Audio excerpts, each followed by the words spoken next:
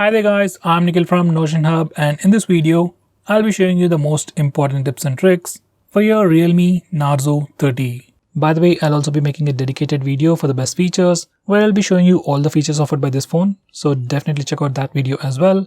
Link will be in the description. Now with that said, first I'm going to start off with the navigation gestures. On this phone, it's called as swipe gestures from both sides. And once you turn it on, you get some extra options at the bottom. Make sure you enable switch to previous app toggle and vibrate on back navigation toggle. And once you're done, this is how the navigation gestures work. To go home, you can swipe from the bottom of the screen. For recent apps, you can swipe and hold. Now to go back a step, you can swipe from the left side or the right side and it takes back a step. For Google Assistant, you can swipe from the bottom left corner or bottom right corner diagonally to trigger Google Assistant. And every time you use these gestures or even the back button, you also get a subtle haptic feedback.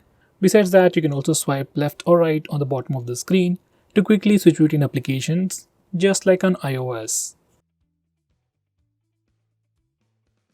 Next, we have a new gesture called icon pull-down gesture.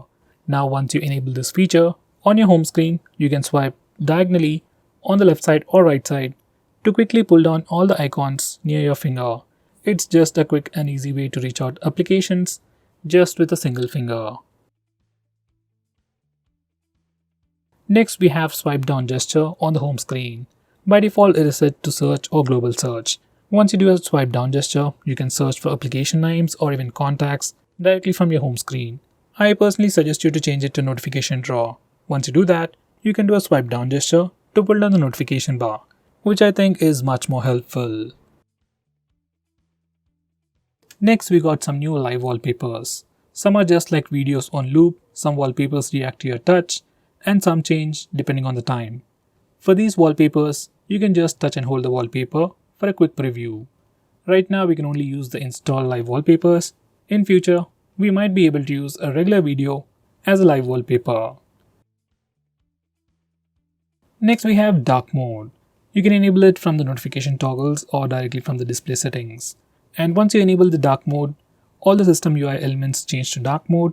Even some of the stock applications like phone dialer, messaging application also change to dark mode, and even some Google applications like Play Store or YouTube switch to the dark mode automatically. Dark mode helps your phone look much more cooler, helps you save some battery, and puts less strain on your eyes at night. Next, I'm going to show you different ways to take a screenshot on this phone. So first, we have the normal way where we can use the buttons. Just press the volume down and power button both at the same time to take a screenshot. Next, we have 3-finger screenshot gesture. Now this feature is enabled by default. To take a screenshot, you can just swipe down using 3 fingers and your phone will take a screenshot. It's just like pressing the buttons, but instead of pressing the buttons, you just need to swipe down using 3 fingers and your phone will take a screenshot. Personally, this is my favorite way to take a screenshot. Next, I'm going to show you how to take a long screenshot. For that, first take a regular screenshot and then click on the preview. Now select scroll. Now you need to scroll the page. And once you're done, you'll get a long screenshot.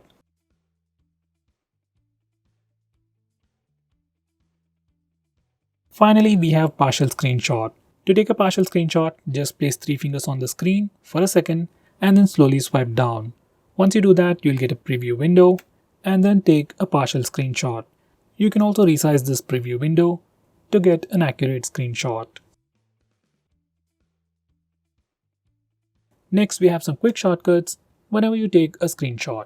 So every time you take a screenshot, whether it's with the buttons or the gesture, you get a preview on the screen and you can swipe that preview up to take a long screenshot. And you can swipe it down to share that screenshot. You can also swipe the preview to the side to dismiss it. Next, I'm going to show you how to disable lock screen magazine, or you might even call it dynamic wallpaper on the lock screen. First, here's a quick preview of the lock screen, and every time you lock your phone or every time you come to the lock screen, we see a different wallpaper. Some people like it, some people don't, especially I personally don't like it. So if you're like me and if you want to disable it, this is how you can disable it from settings. And now here's the lock screen once again, and no matter how many times you come to the lock screen, we will have a fixed wallpaper. Next, I'm going to show you how to trigger Google Assistant with the power button. Just enable this toggle and now press and hold the power button to trigger Google Assistant. If you press and hold the power button longer, we will see the power options. If you are using navigation gestures, this is pretty useful. Next, we have some important screen off gestures. We have things like double tap to wake. We can also draw a note to open the camera application. Next, we can draw a V to turn on the flash. We also have more like music controls and custom shortcuts. But most of the time, I just draw V to turn on the flash. And to turn it off, we can press the power button.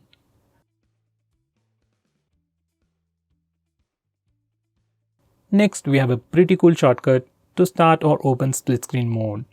This feature is enabled by default. Just make sure this particular toggle is enabled, and if it is enabled, you can just swipe up using 3 fingers to open the current application in a split screen mode. Next, I'm going to show you digital well-being. Now this is a feature from Google and you can find it in settings.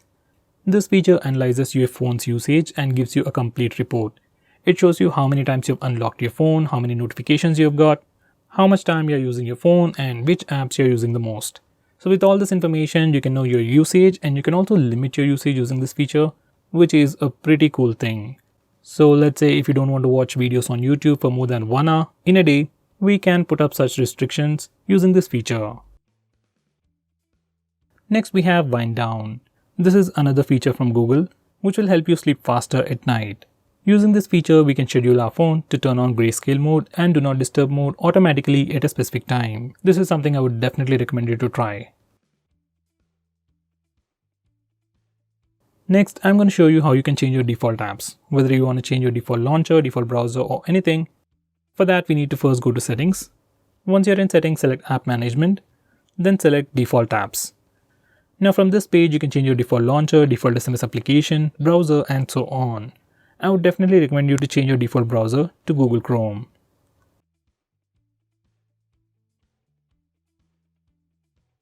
Next, I'm going to show you how to display the battery percentage on the status bar. For that, go to settings, then select notification and status bar, and then enable this toggle. Once you do that, we can see the battery percentage on the status bar. In the same way, if you want to see the network usage on the status bar, enable this toggle. Next, I'm going to show you how to display the RAM information on the recent apps page. For that, go to settings, then select additional settings, and now enable this toggle. Once you do that, we can see the RAM or memory information in the recent apps page. Next, I'm going to show you how to record the screen on your phone. For that, first go to the toggles, and now we can start video recording just by using this toggle. Just click it and screen recording should start in 3 seconds. If your phone asks for any permissions, just grant them all.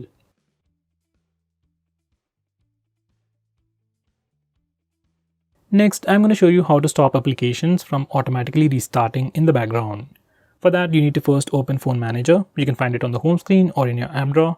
Once you open it up, select Privacy Permissions, then select Startup Manager. Now from this page, we can start or stop applications from automatically restarting in the background. Personally, I'll enable this toggle for apps like Truecaller, WhatsApp, or Instagram, and disable it for everything else. So guys, these are the most important tips and tricks for your phone. If I missed out on anything important, do let me know by commenting below this video, and definitely check out my video on best features. Link will be in the description.